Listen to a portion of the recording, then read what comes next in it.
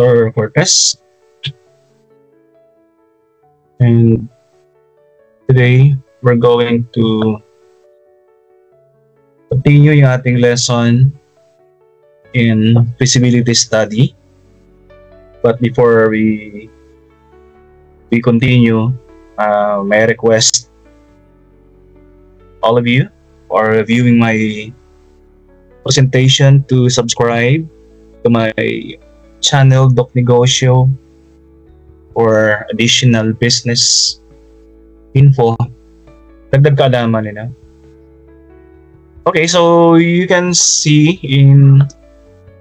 on my screen, you are now in activity number 8.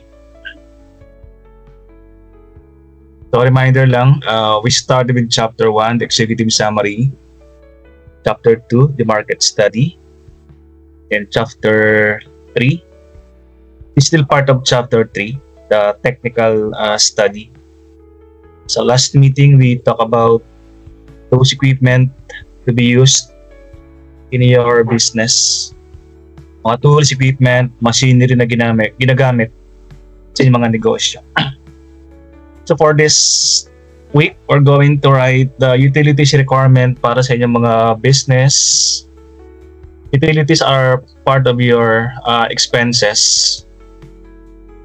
We're going to describe here ano mga ginagamit or gagamiting mga utility sa inyong business, mga prospective business. So, the common utilities requirement are the following: the electricity. So, dito sa inyong write-up, you can pattern your feasibility dito.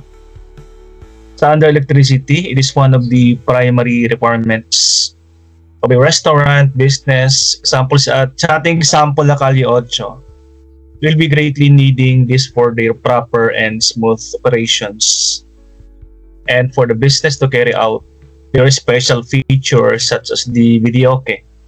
So maraming gamit electricity dito. So we can, parang it is almost impossible if we don't have electricity, na parang hindi matutuloy yung ating business. So parang it is always given na pag mayroon kang negosyo, gagamit talaga ng electricity.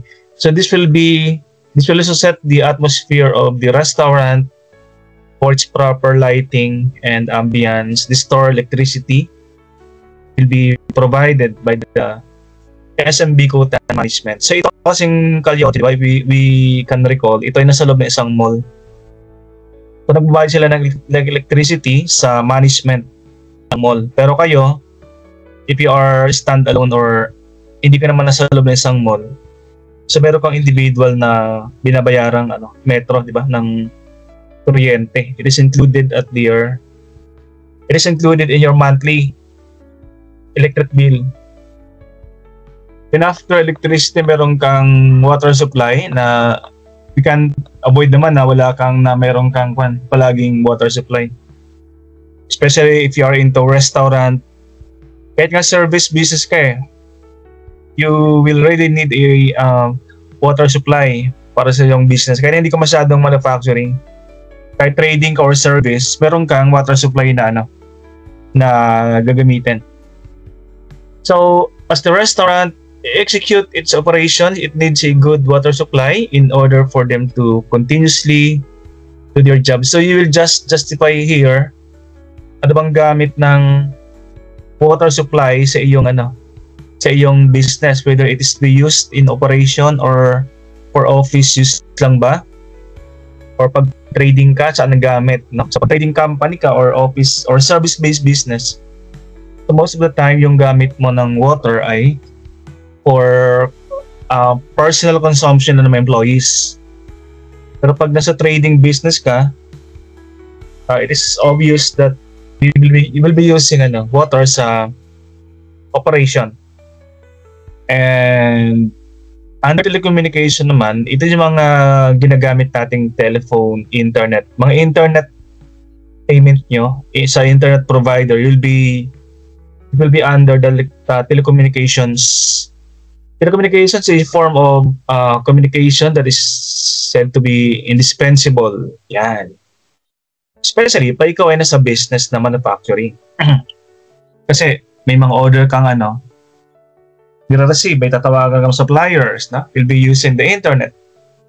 Pag wala kang online presence nowadays, isang negosyong walang online presence is almost impossible na being marketable. So kahit may ginagamit sa operation, sa manufacturing yung internet, ginagamit mo yan sa marketing. So meron ka talagang marketing cost, ISP provider, or meron kang ginagamit sa Google Ads. Okay, yung mga companies naman or business na into manufacturing, so meron kang mga LPG supplies. Lalo pat ikaw nasa resto, no? Yung talagang the bulk of your operation is into preparation food, like cooking food. LPG is dispensable talaga. Hindi mo talaga pwedeng iwasan. So, yun ang ating mga for normal utilities na gagamitin sa inyong mga business: the electricity, the water, the telecommunications, and the LPG. So kahit isa-isang tangke, no? Isang buwan, kailangan pa rin dyan. But pag resto ka, mga malalaking tangke ginagamit mo in preparation of food. Let's say isang tangkeng malaki, isang buwang gamitan. So, isang taon, so you have 12 tanks of LPG na gagamitin. Okay, so as part naman ng inyong mga social responsibility, we can't really avoid discussing the waste disposal method ng inyong mga business. Dapat meron talaga Sa ating first paragraph, our customers are always our priority. We would like to give them a 100% satisfaction and the maintenance of cleanliness. Yan. Pangit kasi yung walang disposal ng kung saan tinatapon ng mga manufacturing. Maraming nababalita sa television, mga food preparation na reject or napapasarado kasi yung kanilang food preparation or waste disposal method ay hindi sa standard. Yung marumi, hindi talaga yung shiny clean. Yung kanyang preparation area, hindi siya stucco tiles. Tapos, yung mga garbage ay nakakalat lang. So, it will affect your marketability pag may nakaalam na madumi yung preparation. The word of mouth publicity is very powerful. It is very fast. So, you can be destroyed overnight, no? Ng mga nag-spy sa'yo na pipicturean or i-video yung iyong area of operation tapos papakalat. So, you can be destroyed overnight. For example, yung Calle 8 will provide 2 big trash bins in the kitchen area. So, how do you dispose? So, lagay mo lang dyan are you going to provide or to maintain trash bins na malalaki? So just read this one and pattern and example how many times per week ang disposal ng inyong mga garbage. Okay, and next one, you will have the direct labor requirements. So basically, ito yung mga ilang tauhan, ilang empleyado yung gagamitin. Now, pag kayo yung so let's read first yung direct labor. People we know this one as marketing people, no? Yung people, the person is the most important resources ng isang company. The people are considered to be the lifeblood of any business organization. They are very important for the business to operate effectively and efficiently. You also will be needing a full-time employee. In our operation, we need a total number of manpower in our rest of the business. To break down, 9 for opening shift, and 11 for the closing shift. So ilan lahat yung kanilang mga employees? So that is 20. They are the ones who will perform the functions of the following position. Yan. So, isang manager, dalawang service crew, at 8 kitchen steward. Okay. So, maybe you are wondering, bakit ganito yung breakdown? Di ba ano naman to? Isang stall lang. Hindi naman masyadong malaki to. Hindi naman siya talaga resto. Ito rin isang pwesto lang sa food court ng SMB Kutan. If you can imagine, hindi naman siya masyadong malaki, di ba? Wala nga silang dining area, no? Isang manager is enough para sa kanila. One manager is enough. 2 service crew. Ito yung para na sa counter, di ba? Na nagpo-provide ng mga pag-order ka. Ito yung 2. Example, 2 counter persons. No? Ito yung service crew. Pag sila nagka-counter at the same time, sila rin nagpo-provide or nagpe-prepare ng mga food.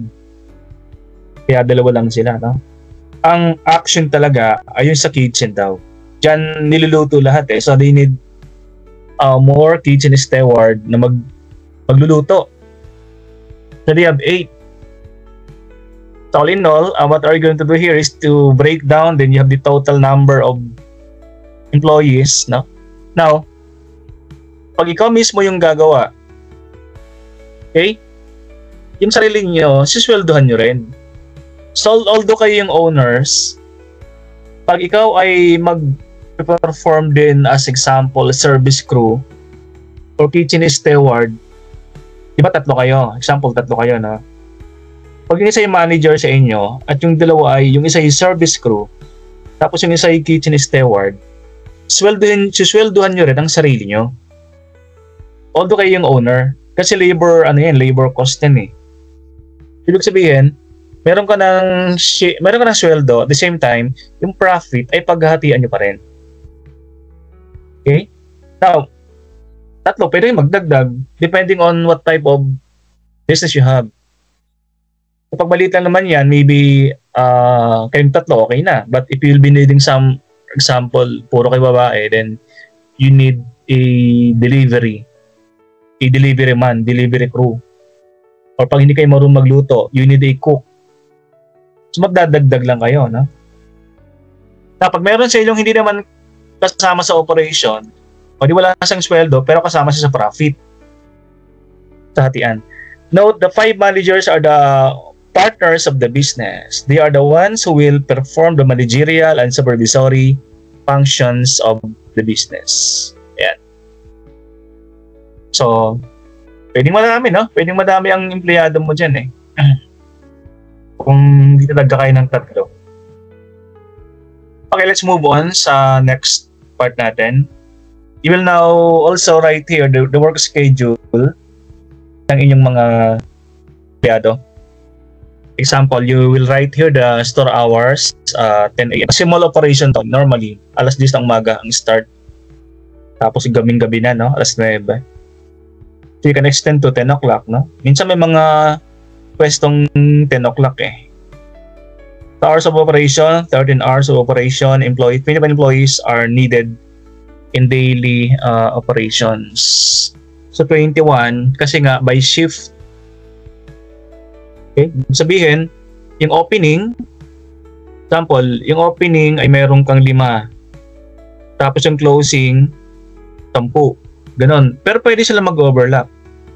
Sabihin, meron kang opening crew, pwede naman siyang closing crew. Now, that is the work schedule ng inyong kung mas maaga ka dyan, so walang problema. 7 o'clock, 8 o'clock. Nasa food business ka, then you want to serve breakfast as well. So, you will open like 6 o'clock. 6 ng umaga. Pag hindi ka naman sa mall nag-ooperate, so you can close like 7 o'clock ng gabi.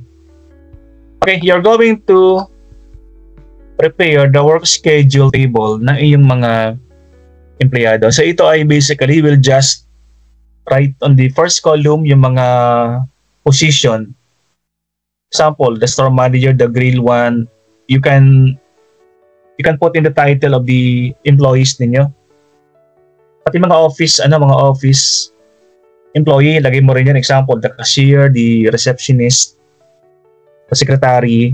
So, lagay mo rin dyan. So, kayo nakakalam if what title are you going to write in the first column. Then, if you have an operation like 1 week operation, you have Monday to Sunday. Pag Saturday naman, di walang problema, no? Work schedule. So, we have a legend. You're going to write the legend. Pag RD, rest day. Pag OP, opening. Pag you have the opening shift, mid shift, and the closing. Pag may division ang ganito pag gusto mo namang yung isang service crew ay opening hanggang closing. So, ilagay mo dyan OP, MSCL, no? Pero pag kunti lang naman kayo, pag kunti lang yung mga crew mo, automatic opening to closing. Pero pag marami kayong transaction, gusto mo mapahinga yung mga crew, sobrang pagod din mga yan. At marami kayong mga customers, depende dun sa area of operation nyo, no? Kung yung volume of people ay masyadong marami, so madaling mapagod yung crew. So pwede mo siyang hatiin into closing, tapos opening hanggang closing.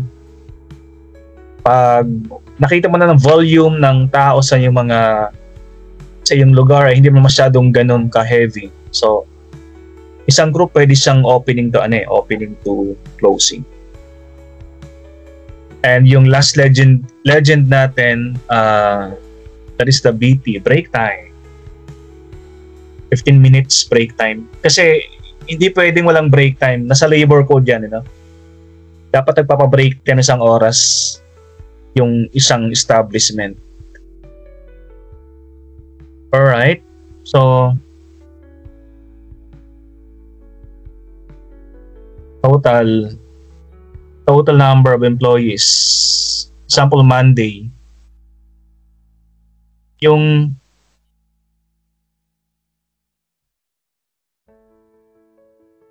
And that is not number of employees. That is the cashier 2. So, opening. May opening pala siya. Okay, so yung breakdown. 1, 2, 3, 4, 5, 6.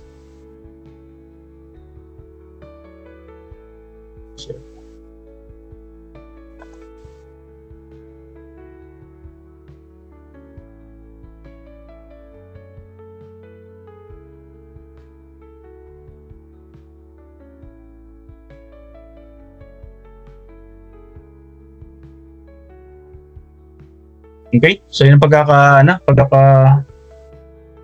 hati-hati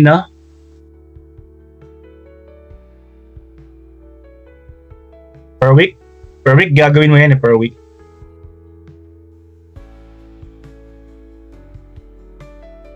Okay, let's go to the next part. Ito na yung chapter 4, the management study.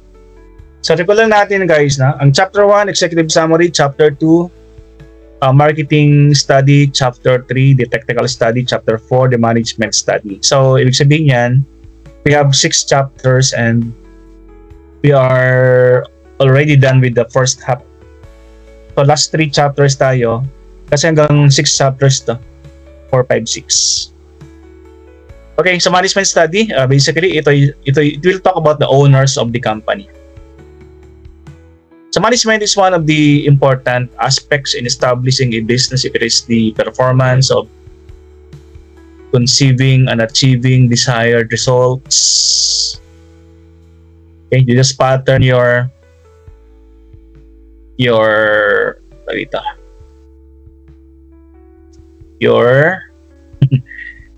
opening paragraph, dito sa dyan sa study na yan. Okay, and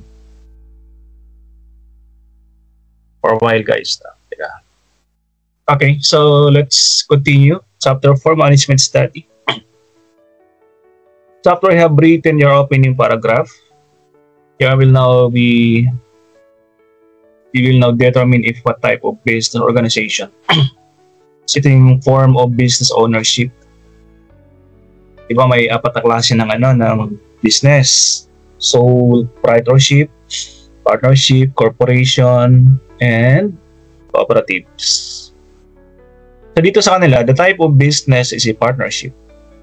Sa inyo rin guys, since tatlo kayo, that is partnership. Lahat ng groups, most of the time we are preparing a partnership type. Lahat kayo partnership.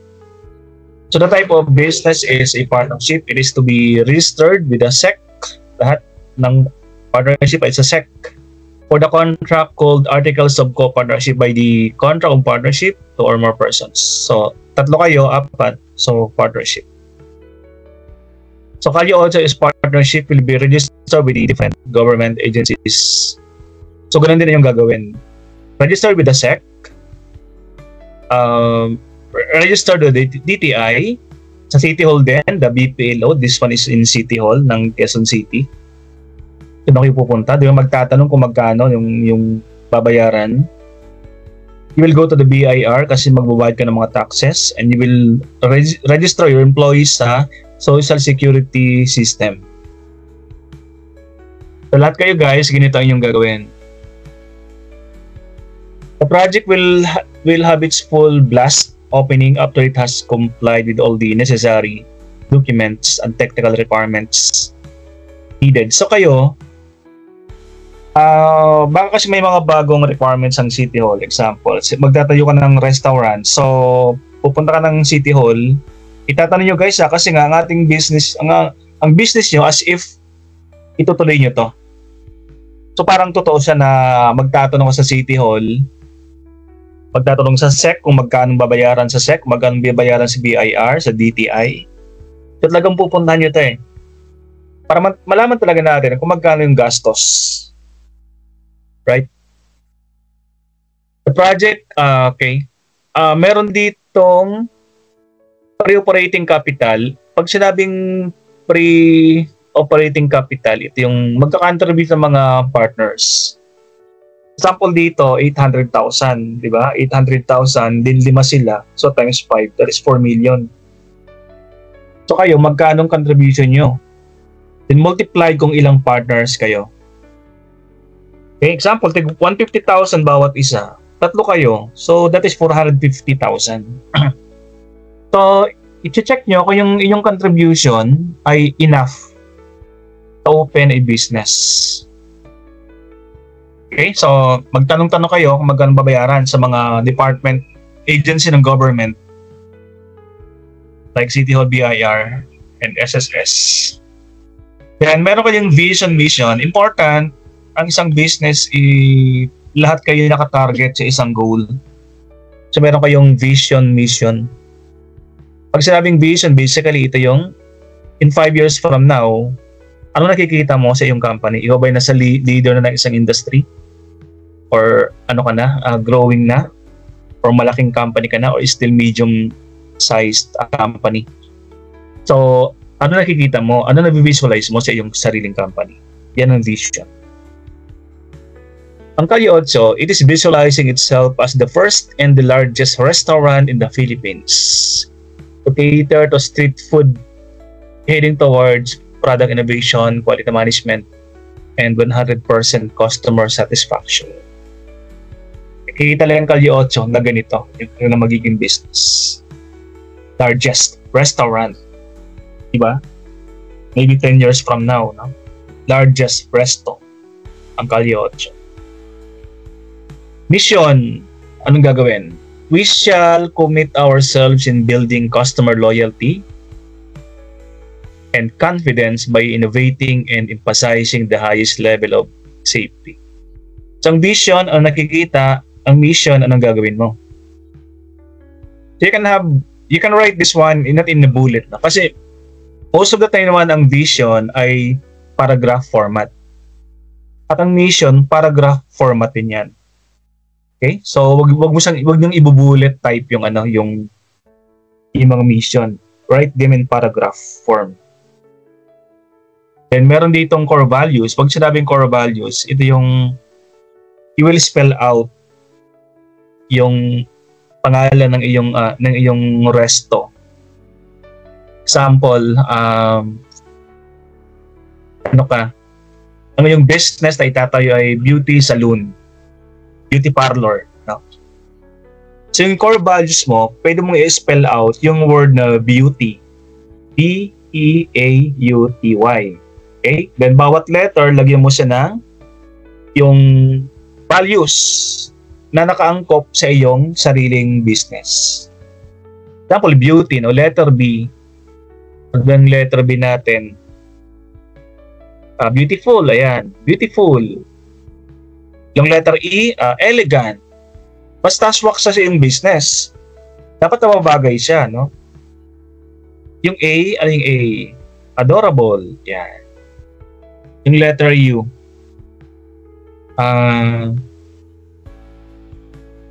Dapat nasa beauty rin siya eh. So maghanap lang kayo ng mga ng mga words na nagsisimula dun sa word. Na yung letter ay nagsisimula ay angkop dun sa word nyo. Itong core values ng Kalye 8, techno yung kanilang ginamit. Value number 1, teamwork, and you will discuss why. Okay? Excellence, customer, hospitality. So lahat ng words dito ay nababagay sa isang Kalye 8 na street food business. So ganun ang gagawin niyo, no? Ano ba mga mga example, magtatayo ka ng yung business ay gym. Oh, 'di ba sa gym, pwedeng word na strong. Okay? Letter S, strength. Okay? Letter T, adwang letter T. Pwede rin teamwork, no? Ayan, so basta bagay-bagay lang, no? Yung pipiliin yung word na para sa inyong business. And next, yan pa lang last natin. That is the last one, no? That is our activity number 8. Yes, activity number 8. O dito pala guys, no, baka magtanda yung total sa ilalim. Diba? Ibig sabihin ng total sa ilalim, that is number of employee sa Monday. Sa Tuesday, 6. Sa Wednesday, 9. Okay, so paano mo nakuha yun? Ibig sabihin, lahat ng pumasok ng Monday ay 8 lahat sila. Okay, sino-sino yun? Yung store manager. Okay, yung RD, yung drill 1, hindi ha, kasi nakalagay RD, rest day niya. So wala sa pag-Monday. Okay, so ang kasama dyan, store manager, drill 2, bartender 1, bartender 2, yung fry 1 hindi kasama kasi RD, rest day niya. Okay? Yung cashier 1 hindi rin kasama kasi rest day niya. Pag binilang mo yan, pag binilang mo siya, 1, 2, 3, 4, 5, 6, 7, 8. 8 ang pumasok ng Monday, so 8 nakalagay dyan. Okay? So, hoping that you have got this one, you have gotten this one. Discussion for activity number 8. And with that, once again, this is Dr. Cortez signing off. And happy writing, everyone. Thank you. See you guys.